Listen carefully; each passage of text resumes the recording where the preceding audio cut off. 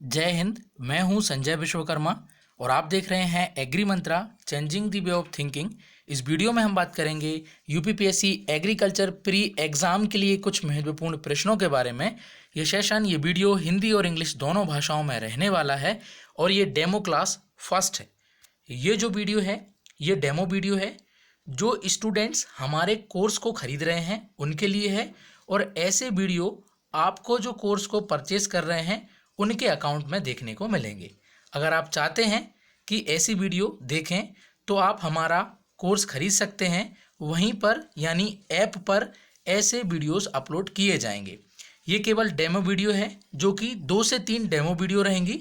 उसके बाद जितनी भी वीडियोस रहेंगी वो हमारे एग्री मंत्रा के ऑफिशियल एप्लीकेशन पर अपलोड की जाएंगी। आप वहीं से इन वीडियोस को देख सकते हैं। बात करेंगे क्वेश्चन नंबर 1 यानी पहले प्रश्न के बारे में हम बात करते हैं। क्वेश्चन नंबर फर्स्ट है, if Phalaris minor is dominant weed in wheat the chemical requirement will be. यानी अगर हम हिंदी में बात करेंगे तो बात हो रही है यदि फ्लैरेस माइनर गेहूं में एक प्रभावी खरपतवार है तो उसे रसायन की ज़रूरत होगी, यानी कि हमको कितना केमिकल की ज़रूरत होगी ताकि हम उसको कंट्रोल कर सकें। काफ़ी अच्छा क्वेश्चन है और जानेंगे क्या होगा इसका सही आंसर। तो इसका जो सही आंसर होगा वो होगा 0.75 kg एक्टिव इंग्रेडिएंट, यानी कि आइसोप्रेटिरोन सभी ऑप्शन में दे रखा है।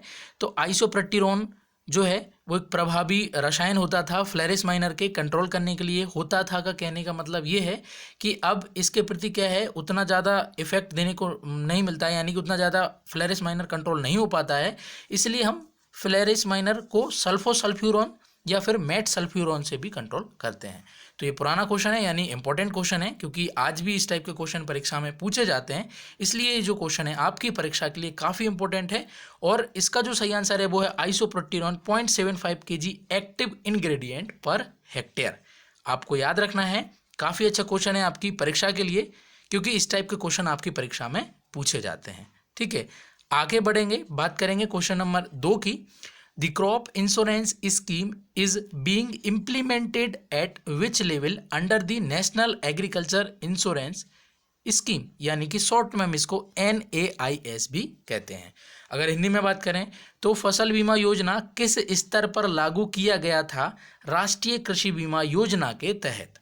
यानी कि जो NAIS स्कीम है वो किस लेवल पे हमारी जो स्कीम है इसको लॉन्च किया गया था या इम्प्लीमेंट किया गया था, यानी लागू किया गया था। तो ये भी काफ़ी अच्छा प्रश्न बनता है आपकी परीक्षा के लिए, और इसका जो सही आंसर होगा वो होगा जिला यानी डिस्ट्रिक्ट लेवल पर इसको इम्प्लीमेंट किया गया था। ये भी काफ़ी अच्छा क्वेश्चन बनता है आपकी परीक्षा के लिए। आगे बढ़ेंगे, बात करेंगे क्वेश्चन नंबर 3 की। क्वेश्चन नंबर 3 में बात हो रही है, the field capacity of soil is usually considered to be at PF, यानी मिट्टी की क्षेत्र क्षमता को आमतौर पर PF माना जाता है, यानी कि क्षेत्र क्षमता जिसको हम कहते हैं, यानी हम इसको फील्ड कैपेसिटी इंग्लिश में कहते हैं। तो इसकी PF वैल्यू हमसे पूछ रहा है, जो कि काफ़ी अच्छा क्वेश्चन है। और इसका जो सही आंसर होगा वो होगा आपका 2.5। फील्ड कैपेसिटी जो होती है वो होती है 2.5। अगर हम सेचूरेटेड सॉइल की PF वैल्यू की बात करते हैं तो वो हो जाती है 0, यानी कि संतृप्त मृदा की अगर हम बात करते हैं तो वो 0 हो जाएगी। PWP पे होता है 4.1 के आसपास PF वैल्यू होता है।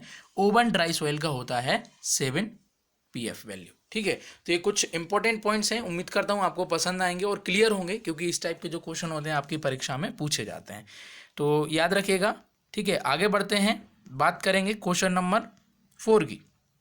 क्वेश्चन नंबर 4 में बात हो रही है, decomposition of protein under anaerobic conditions is called, यानी प्रोटीन का अपघटन एनारोबिक स्थितियों में को कहा जाता है। अगर प्रोटीन का जो अपघटन है यानी डिकम्पोजिशन हो रहा है एनारोबिक कंडीशन में तो उसको हम क्या कहेंगे। काफ़ी अच्छा क्वेश्चन है। आंसर है इसका पुट्रीफिकेशन। याद रखिएगा, आंसर है इसका पुट्रीफिकेशन। काफ़ी इंपॉर्टेंट क्वेश्चन है आपकी परीक्षा के हिसाब से। इस टाइप के प्रश्न जो है परीक्षा में जरूर पूछे जाते हैं, तो इनको आपको याद रखना है। ठीक है, आगे बढ़ेंगे, बात करेंगे क्वेश्चन नंबर 5 की।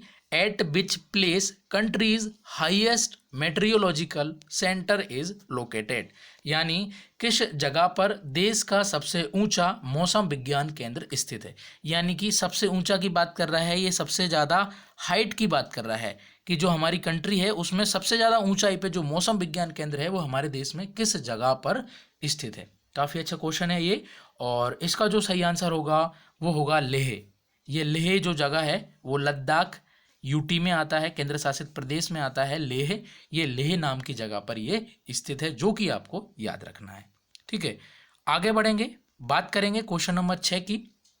यहाँ पे बात हो रही है sulphur content in ammonium sulphate is, यानी कि अमोनियम सल्फेट में सल्फर की मात्रा कितने प्रतिशत होती है। ये भी काफ़ी अच्छा क्वेश्चन बनता है आपकी परीक्षा के लिए, क्योंकि फर्टिलाइजर से भी हर एक परीक्षा में क्वेश्चन पूछे जाते हैं, और इसका जो सही आंसर होगा वो होगा 24%।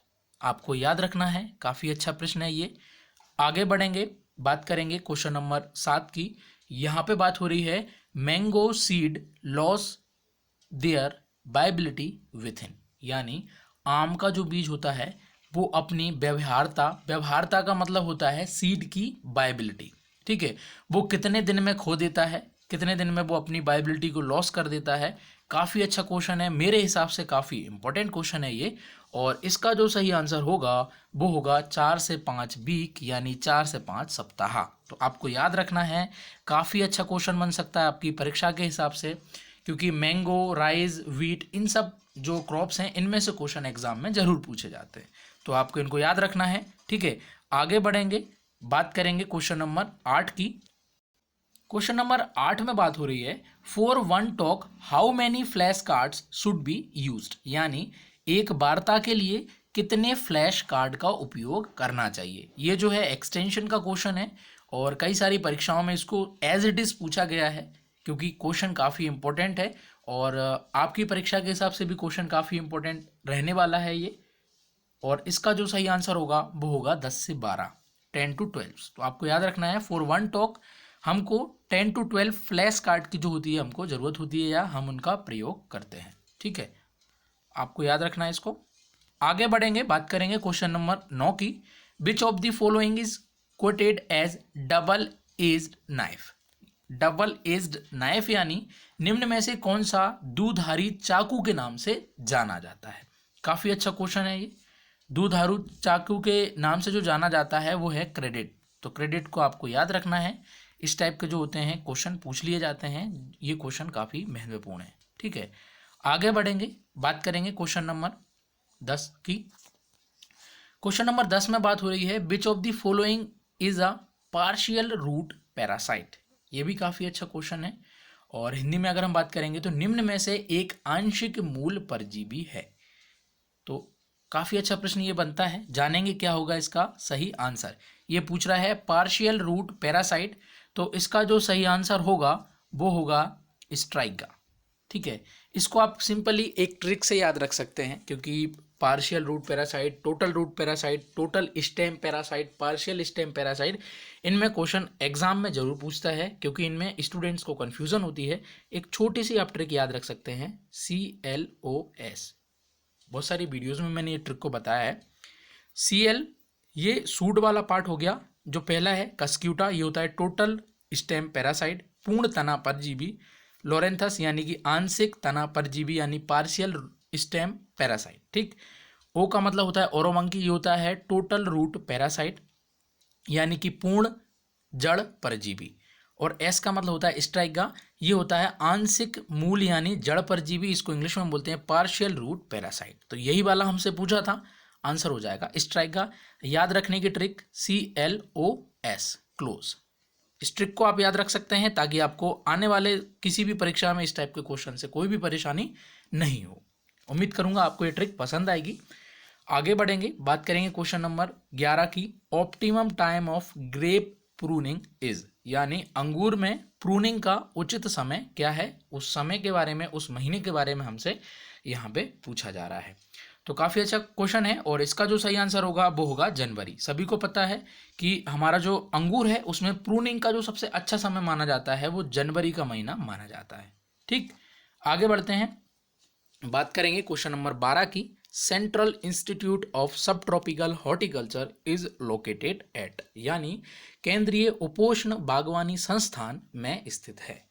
ये कहाँ पर स्थित है, उस जगह का ये नाम हमसे पूछ रहा है, जो कि आप सब लोग जानते ही होंगे। इसका जो सही आंसर होगा वो होगा उत्तर प्रदेश में लखनऊ। ठीक है, याद रखिएगा, आपका जो क्वेश्चन है वो उत्तर प्रदेश का ही आपका जो एग्जाम है वो उत्तर प्रदेश का एग्जाम है, और आपके एग्जाम में यूपी में जितने भी आईसीआर के रिसर्च इंस्टीट्यूट हैं उनसे रिलेटेड 1 से 2 क्वेश्चन आपको देखने को जरूर मिलेंगे। तो जितने भी उत्तर प्रदेश में जितने भी रिसर्च इंस्टीट्यूट हैं एग्रीकल्चर के, उनके नाम आपको याद होने चाहिए। तो यहाँ पे बात हो रही थी सेंट्रल इंस्टीट्यूट ऑफ सब ट्रॉपिकल हॉर्टिकल्चर, यानी कि केंद्रीय उपोष्ण बागवानी संस्थान, जो कि लखनऊ उत्तर प्रदेश में स्थित है। तो याद रखना है आपको इनको। ठीक है, आगे बढ़ेंगे, बात करेंगे क्वेश्चन नंबर 13 की। Heat transfer in soil mainly occur through, यानी कि मृदा में ऊष्मा का संचार मुख्यतः किससे होता है। सब लोग जानते हैं कि जो हीट का ट्रांसफर होता है सोयल में, वो होता है आपका कंडक्शन से। और अगर हम हिंदी में बात करेंगे तो कंडक्शन को हिंदी में बोलते हैं प्रवाह कद्व। याद रख सकते हैं तो आप रखिएगा प्रवाह कद्व, यानी कंडक्शन से हीट का ट्रांसफर होता है सोयल में। ठीक, आगे बढ़ते हैं, बात करेंगे क्वेश्चन नंबर 14 की। Ratio of cotton pigeon P in intercropping system, ये भी काफ़ी इंपॉर्टेंट क्वेश्चन है और कई सारी परीक्षाओं में इसको पूछा गया है। हिंदी में बात करेंगे तो बात हो रही है अंतर फसल प्रणाली में कपास और अरहर का जो अनुपात होता है वो अनुपात कितना होता है, ये हमको यहाँ पे बताना है। तो ये काफ़ी अच्छा क्वेश्चन है और इसका जो आंसर है वो है 6:1, यानी 6:1। ये जो इंटरक्रॉपिंग का हम रेशो रखते हैं कॉटन और पिजन पी का, तो याद रखना है, काफ़ी इंपॉर्टेंट क्वेश्चन है। इस टाइप का क्वेश्चन परीक्षा में आपका पूछा जा सकता है। आगे बढ़ेंगे, बात करेंगे क्वेश्चन नंबर 15 की। The plants which complete their life cycle in dry environment and in the less amount of water is called, यानी ऐसे पौधे जो शुष्क वातावरण एवं बहुत कम जल की मात्रा में अपना जीवन चक्र पूरा करते हैं, उनको हम क्या कहते हैं, ये इस क्वेश्चन में बात हो रही है। और आप सब जानते हैं इसका जो सही आंसर होगा उसको हम जीरोफाइट्स कहते हैं। ये है जीरोफाइट्स। ठीक, याद रखिएगा इसको। आगे बढ़ेंगे, यहाँ बात हो रही है क्वेश्चन नंबर 16 की कि safflower oil is known to reduce blood cholesterol due to the presence of higher content of, यानी हिंदी में बात करें तो बात हो रही है कि कुसुम का तेल जाना जाता है रक्त में कोलेस्ट्रॉल को कम करने के लिए, क्योंकि उसमें अधिक मात्रा में उपस्थित होता है। क्या उपस्थित होता है ये हमको यहाँ पे जानना है, और इसका जो सही आंसर है वो है लिनोलेनिक एसिड। लिनोलेनिक एसिड जो होता है ये प्रचुर मात्रा में उपस्थित होता है कुसुम के तेल में, जिससे जो होता है रक्त में कोलेस्ट्रॉल को कम किया जाता है। तो आपको याद रखना है, बहुत ही महत्वपूर्ण प्रश्न है। इस टाइप के जो क्वेश्चन है परीक्षा में पूछे जा सकते हैं। आगे बढ़ेंगे, बात करेंगे क्वेश्चन नंबर 17 की। यहाँ पे व्हीट के बारे में यानी गेहूं के बारे में बात हो रही है। तो क्वेश्चन है row spacing for wheat in centimetre irrigated late sown condition, यानी कि गेहूं की बुआई हेतु पंक्ति की दूरी सेंटीमीटर में सिंचित दर से बुआई की दिशा में, यानी कि यहाँ पे सिंचित जो बुआई करते हैं, सिंचित एरिया में हम जो गेहूं को लगाते हैं वहाँ पर ये हमसे दूरी पूछ रहा है, रॉ की यानी पंक्ति की दूरी यहाँ पे पूछ रहा है। काफ़ी अच्छा प्रश्न है, परीक्षा में कई बार पूछा गया है। और इसका जो सही आंसर होगा आप सब लोग जानते हैं 20 to 22.5 सेंटीमीटर, यानी कि 22 से 22.5 सेंटीमीटर ये होता है, दूरी रखते हैं हम रॉ की, जो कि आपको याद रखना है। ठीक है, आगे बढ़ेंगे, बात करेंगे क्वेश्चन नंबर 18 की। क्वेश्चन नंबर 18 में बात हो रही है कि पूसा अंकुर इज अ वेराइटी ऑफ, यानी हिंदी में बात करेंगे तो बात हो रही है पूसा अंकुर की एक किस्म है। यहाँ पे पूसा अंकुर एक नाम है, एक वेराइटी का एक किस्म का नाम है, और इनमें से वो किसकी एक किस्म है, काफ़ी फेमस वेराइटी है और काफ़ी इंपॉर्टेंट वेराइटी है। तो आपको याद रखना है पूसा अंकुर जो है वो है ब्रिंजल यानी बैंगन की एक काफ़ी इंपॉर्टेंट किस्म है। याद रखना है, काफ़ी अच्छा क्वेश्चन है। और आगे बढ़ेंगे, बात करेंगे क्वेश्चन नंबर 19 की। यहाँ पे बात हो रही है अल्ब्यूगो कैंडिडा इज, यानी अल्ब्यूगो कैंडिडा है क्या है, तो यहाँ पे उसका जो सही आंसर होगा वो होगा ऑब्लिगेट पैरासाइट, यानी कि आंसर ए यहाँ पे सही है। ऑब्लिगेट पैरासाइट जो है अल्बिगो कैंडिडा है। आपको इसको याद रखना है, ठीक है। आगे बढ़ेंगे, बात करेंगे क्वेश्चन नंबर 20 की। क्वेश्चन नंबर 20 में बात हो रही है लोकार्ट बिलोंग्स टू फैमिली, यानी जो लोकार्ट है वो किस परिवार का है, किस कुल का है, ये यहाँ पे हमको बताना है। तो इसका जो आंसर है वो है लोकार्ट का, वो है रोसेसी। याद रखना है, काफ़ी इंपॉर्टेंट क्वेश्चन है, कई सारी परीक्षाओं में पूछा गया है। लोकार्ट की फैमिली जो होती है वो होती है रोसेसी, याद रखिएगा। तो गाइज ये थी आज की वीडियो। उम्मीद करूंगा आपको ये वीडियो काफ़ी अच्छे से पसंद आएगी। अगर वीडियो पसंद आए तो वीडियो को लाइक ज़रूर कीजिएगा, साथ ही इस वीडियो को ज़्यादा से ज़्यादा शेयर कीजिएगा। और अगर आप चाहते हैं कि इस टाइप की वीडियोस आपको और मिलें तो आप हमारे ऐप को प्ले स्टोर से डाउनलोड कर सकते हैं और इस कोर्स को आप परचेज कर सकते हैं। ऐसी बहुत सारी वीडियोज़ आपको ऐप पर मिलने वाली हैं। तो वीडियो के साथ आखिरी तक जुड़े रहने के लिए बहुत बहुत धन्यवाद। इस वीडियो को अधिक से अधिक शेयर कीजिएगा और अगर आप अभी तक इस चैनल पर नए हैं तो एग्री मंत्रा चैनल को सब्सक्राइब जरूर करें। साथ ही चाहें तो एग्री मंत्रा के सोशल मीडिया प्लेटफॉर्म को आप ज्वाइन कर सकते हैं। लिंक आपको वीडियो के डिस्क्रिप्शन बॉक्स में मिल जाएगी। वीडियो को पूरा देखने के लिए धन्यवाद। जय हिंद, जय भारत।